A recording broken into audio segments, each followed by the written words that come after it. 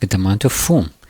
So I would say we can keep this number, and we need to increase this number into 6 or 7. For the splashes, I would increase this a little, and of course I need to produce some mist. 0.1 seems good to me, maybe 0.15. For this, it's good already, we don't have to change it much. For this, I would say 50 to 60 is good amount of splashes. That's everything I need to do. And if you want to wet your a whale, all you need to do is to make sure in dynamics you need to activate wetting. No need to change the parameters here, but maybe to increase this time. That's it. So this is what we have, and now I can start rendering.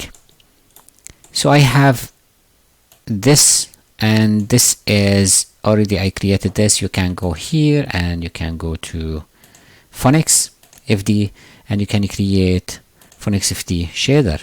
From Phonics FD shader, all you need to do, pick up the Phonics FD, and you can go here and add this container, and you will have the ability to add whatever you want, the foam or the splash, so you know exactly which to render.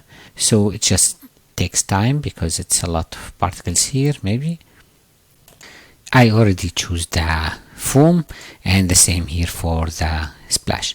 In this case, and for these scenarios, I would say we need to render points.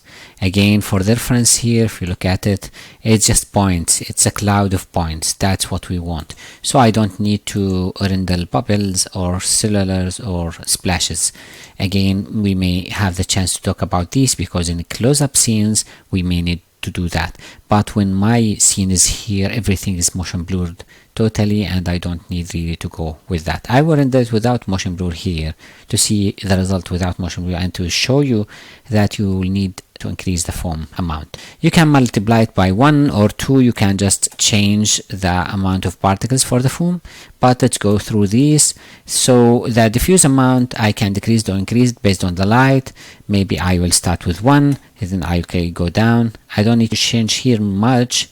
The settings are good, but if I need to change the size, I may do that here. Again, let's go down. Make sure to choose the simulator here by going here and choosing the simulator.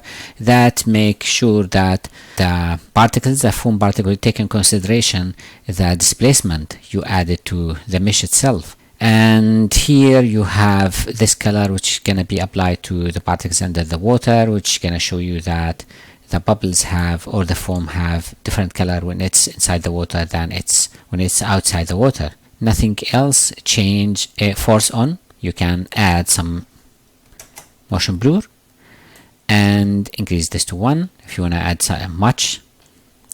Of course, you have to consider if you want to add a motion blur finally in the post, you have to consider to take that in consideration. But this is applied only for the particles, not the water. Now for the point here, I can put numbers here. Let's put 0.1 and let's put here 1 as a start to render the particle to see if that will give us a good result.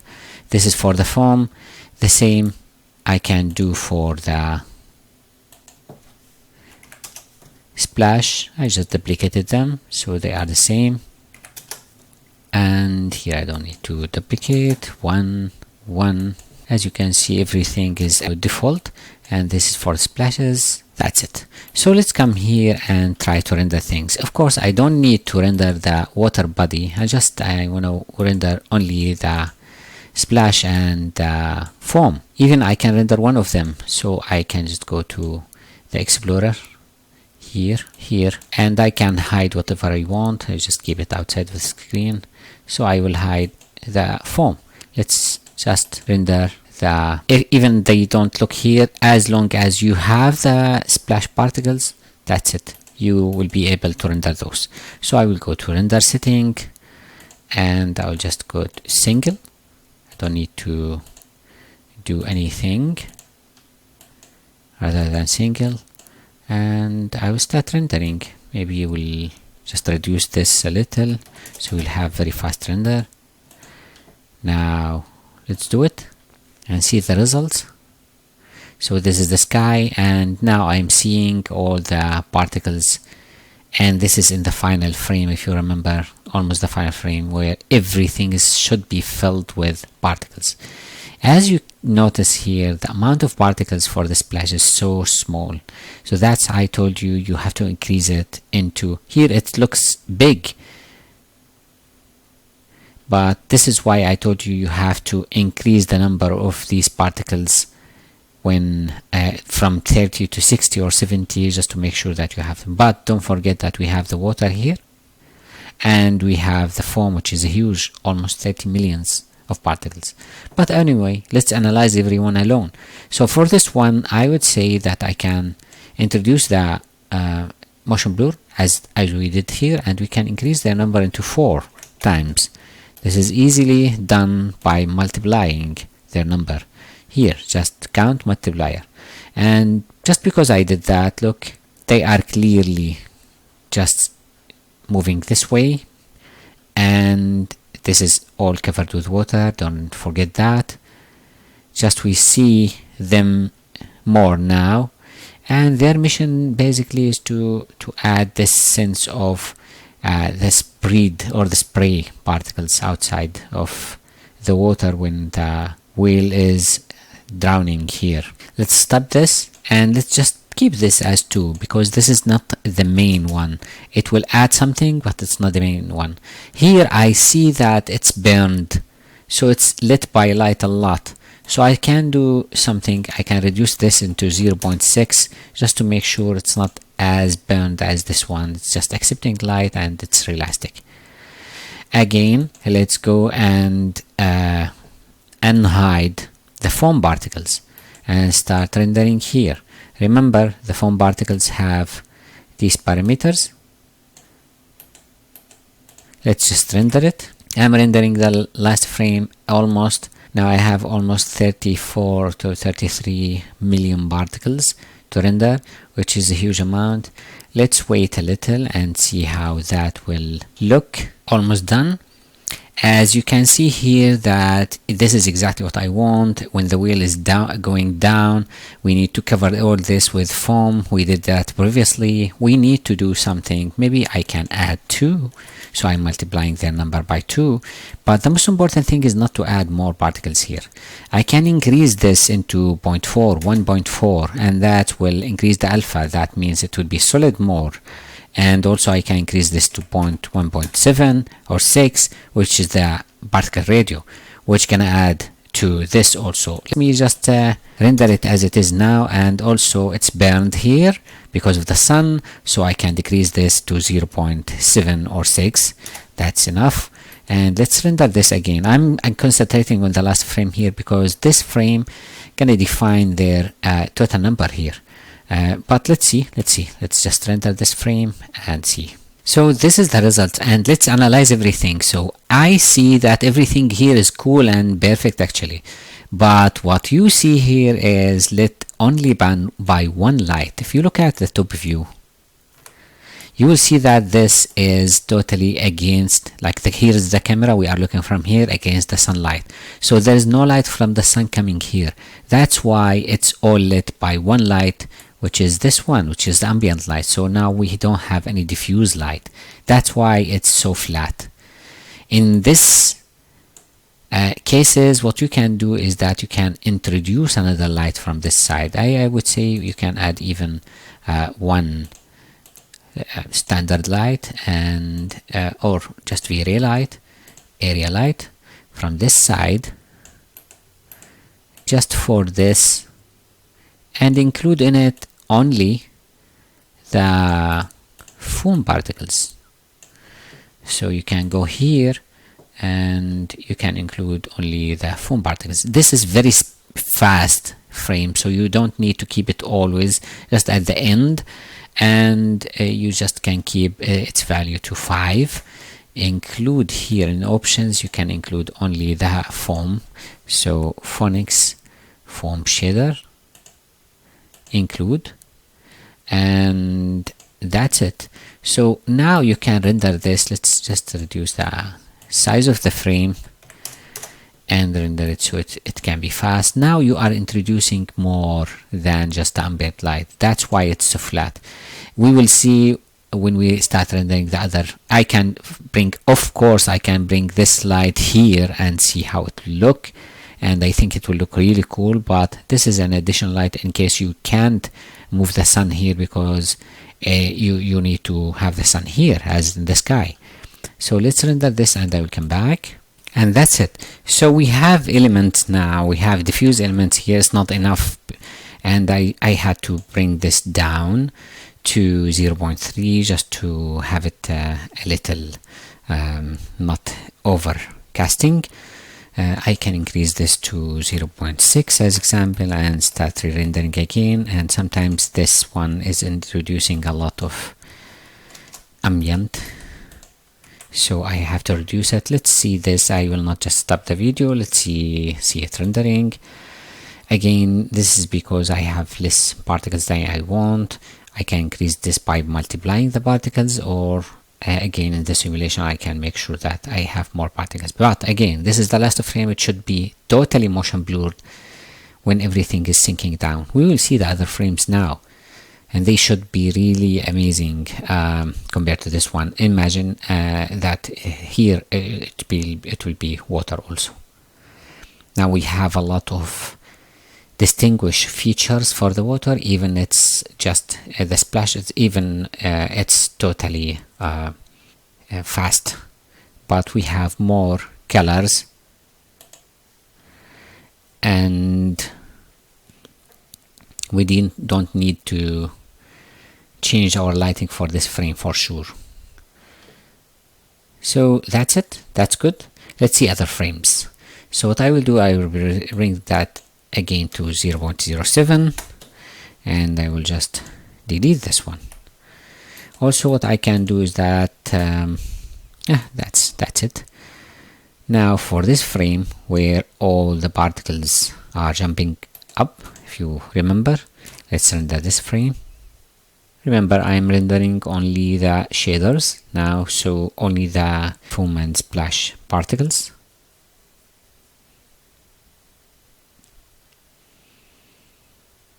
This is from the HDRI, of course, because we are rendering only these. There's no water. But as you can see here, this color is taken totally by the ambient color, because we have no lights here. Now gradually you will see the light, the sunlight coming from here. I advise for this kind of scenes, because here totally lit by this light, is to put area light or another light here to capture more details, because it's flat. But this is what we have, and it seems good. Look at the water here dropping. This is the splashes, and this is the foam, and this is the kind of look we are seeking. I can just duplicate the particles here number, which is the foam, as well as the splash, and that will increase their thickness. Let's do that. Let's go to foam, make sure this is at least 2. I will leave everything else here as it is. I can just yeah, that's good. And for the splash, I will add this. 2 is good. Increase this into 0.1 and this to 1.3, and let's render this frame. Now I will render all the sequence and I will show you the result, and we will just discuss what we can improve about it. Everything we may add is, I think, the mist. The mist will add some particles like these particles, and it will add some details, of course. I would say we can render without mist here in this scene, but look here now, it's clear more, it's solid more as we wanted. Again, the references shows that it's solid. It's like chunks of something. Now let's see the behavior, because when we render the animation we will discover how much the behavior is good. I will render everything and load it on the ramp layer, and we will see it together. Of course, I will render in the better resolution. Let's wait for this, and that's it. So just I will load everything and I will come back. The render is finished and everything is here. So let's see what are the things which we should consider to change. Everything seems good. Everything seems exactly like we planned, but there are some few things which I think you have to take in consideration to change. Let's see. This one should drop faster. We should take in consideration adding mist, because it will just break the regularity of this one. Again, because we don't have much particles of the splash, we have them like this, so we can duplicate their numbers, or I prefer to add more splashes and to reduce their delay so they go faster and more like this. Other than that, because the light here is coming from here and we have ambient light and it's strong here, I think we have to change the sky, so the sky can reshade them in a different way, or instead of adding the ambient light, I will replace it with one area light from this side. That applies also here, because look here, it's just flat. Here, even the teeth looks so flat, so we can introduce another light from this side. But we have the splash really lit well, and here we have a very good reaction for the splash and the foam. The water seems good, but here in the horizon we need to increase the ocean subdivision and to make sure that we activate the horizon. Other than that, I think it's cool. It delivers the sense we are seeking. At the end, of course, without anything, here we have to increase the motion blur here, because we don't want to see these dots. Three things we can do. First, reduce the diffuse, and we can animate that. Even if it's not animated, we can just make sure it's small at the beginning. Now we can increase the amount of particles, reduce their radius, increase the motion blur, and that will do the whole trick here. You can, of course, in 2D increase the motion blur, and that will do the trick again. But let's see the animation again and again.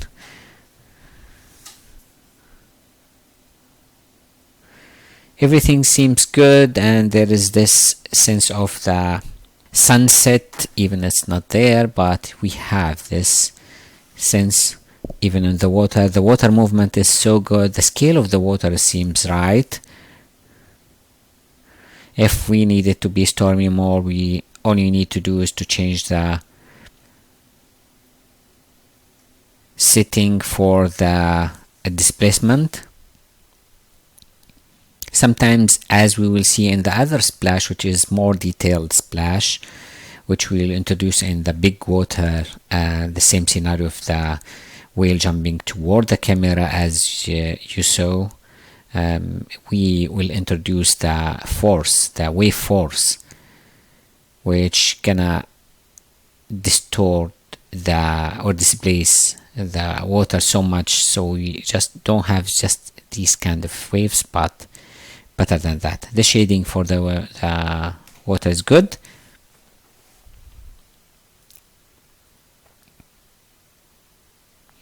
And that's it. Again, in such scenes, you can go with the option of rendering all these particles using bubbles and splashes. That will consume a lot of your resources, and it's not necessary in this situation. Maybe here, when you are here in this frame,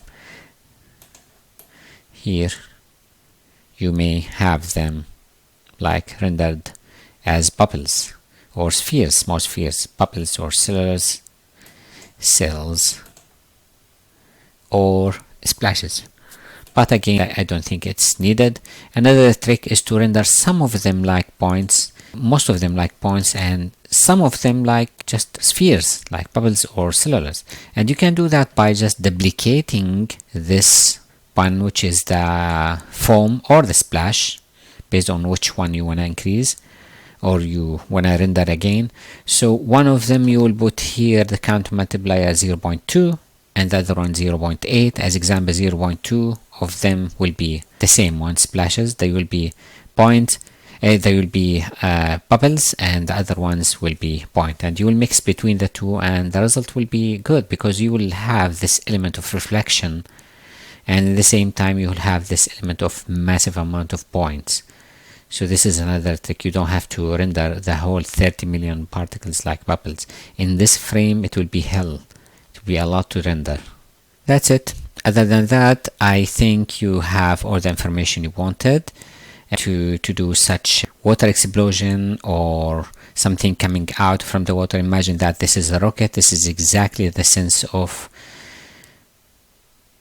water reaction you need. And my advice is to go through this tutorial from A to Z, finish the tutorial, then come back and step by step do it. If you have any question, please reach out to me.